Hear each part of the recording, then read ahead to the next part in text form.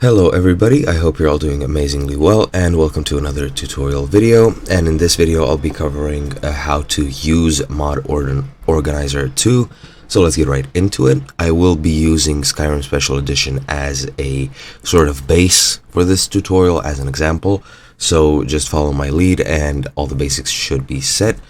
First of all, once you start Open Mod Organizer, it will, I think, make you if it doesn't find any game files by itself, it will make you select them yourself manually, and then you'll be taken into the game you select, or you'll be, if it detects several games, you'll be asked to select which one you want to start off with, which are instances. If you open the instance manager, this is what it will look like, and here you see all the games that I have installed, and here to the right you can see the roots of the games. You can see the mod folders, the base folders, and everything.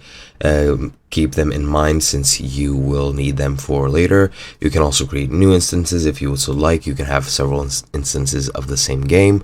And yeah, that's about it. Once you download mods from Nexus, they will automatically be downloaded and you just install them through double clicking.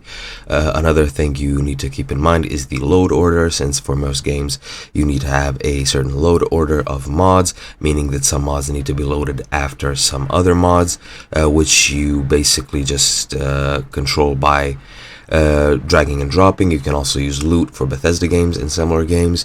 You can also click here into the settings to edit either your themes, your mods lists, paths, your connection with Nexus. You need to connect to Nexus to actually be able to download the mods directly to Mod Organizer.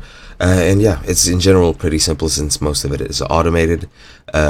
So yeah, that's pretty much it. I hope you guys enjoyed. Yeah, another thing before I go, you need to log in with your profile on Nexus and associate it with links.